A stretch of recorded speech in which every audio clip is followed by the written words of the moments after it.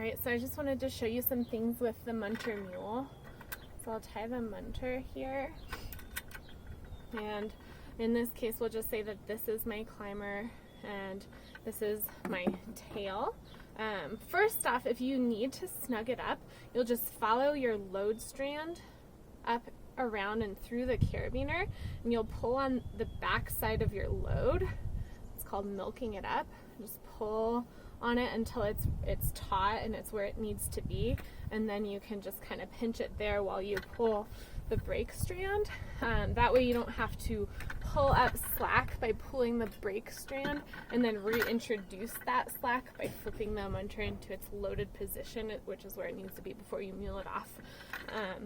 So yeah, you can just use that milking method. And then with your mule, what you are doing is you're making one bend, and then you're wrapping the brake around the load and just passing it through that, and that's just a slipped half hitch there. And so what you want to do instead for the proper mule is you want to think about this is the brake strand, and you want to keep this brake strand close to the load strand, right next to the load strand, and that's also its point of highest friction, so we're going to capture it right there.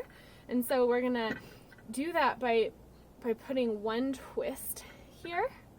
So now I'll wrap the tail around the load and then take a bite from the tail and put it through there, through that twist that you've created, and that way you can make sure that you're keeping the brake strand right next to the load strand and you're capturing it in that position, and then you can snug it up there.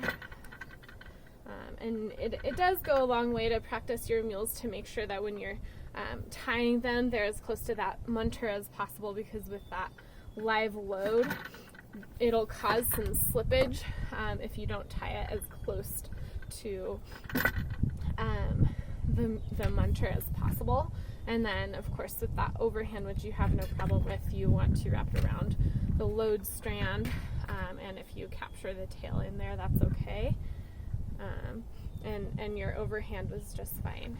So I just wanted to share those things with you, so it's all kind of nice and tight. And if you need to, if you don't tie it tight enough, like I've got some space in there, then you can kind of